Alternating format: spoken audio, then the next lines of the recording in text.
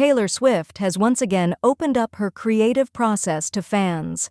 On August 3, 2024, the 14-time Grammy winner took to Instagram stories to announce that she would be releasing the first draft phone memo versions of select tracks from the Tortured Poets department for a limited time.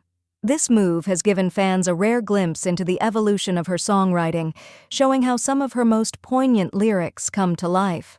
One track that caught the attention of fans is "My Boy Only Breaks His Favorite Toys."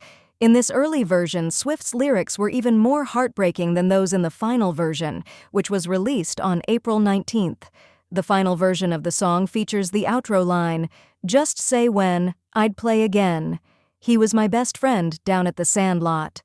However, in the original phone memo, played acoustically with a slower tempo, Swift instead sang, "He was my best friend, and that was the worst part," omitting the Sandlot reference entirely.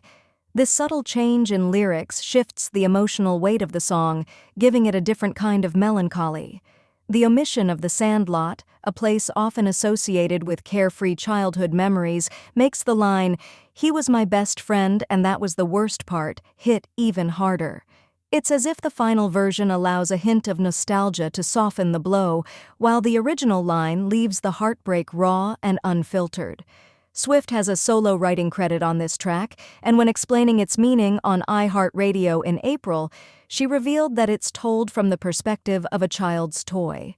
The song captures the experience of being someone's favorite until they inevitably break you and then discard you, much like a toy that's been outgrown.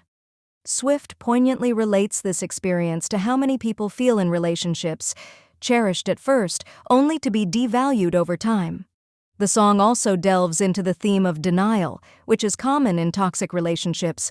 Swift elaborated, saying, "We're still clinging on to no, no, no. You should have seen them the first time they saw me. They'll come back to that. They'll get back to that." This sentiment reflects the desperate hope that things will return to the way they were, even when reality suggests otherwise. The song becomes a story about holding on to that sliver of hope, even when it's clear that the relationship is broken beyond repair. In addition to "My Boy Only Breaks His Favorite Toys," Swift has released first draft phone memo versions of other tracks from the Tortured Poets department, including "Cassandra," "The Black Dog," and "Who's Afraid of Little Old Me." These versions are available for a limited time on her website, offering fans a unique opportunity to hear the songs in their earliest stages. Swift's decision to share these early versions highlights her vulnerability as an artist, inviting fans to experience the raw emotion that fuels her music. It's a rare glimpse into the creative process of one of the most prolific songwriters of her generation, showing that even the most polished songs start with simple, often unrefined ideas.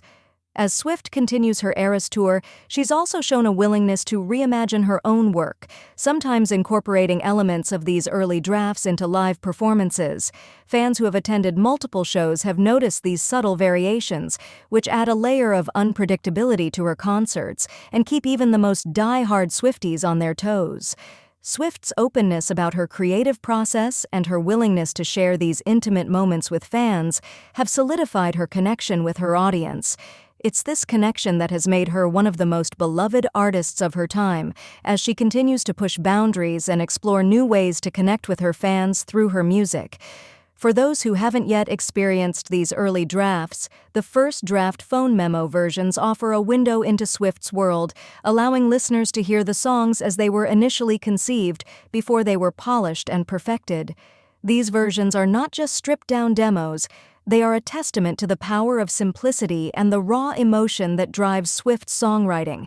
Whether it's the haunting simplicity of a single piano note or the unguarded vulnerability in her voice, these early versions capture something essential about Swift's music. They remind us that behind every hit song is a process of trial and error, of revising and refining, until the final version emerges. A version that resonates with millions, yet still carries the traces of its origins. For fans, these early drafts are more than just a behind-the-scenes look. They are a reminder of why they fell in love with Swift's music in the first place. They are a chance to connect with the artist on a deeper level, to hear the songs in their most vulnerable state, and to appreciate the journey that each song takes from inception to completion. Subscribe and like for more content from Current Pulse Hits.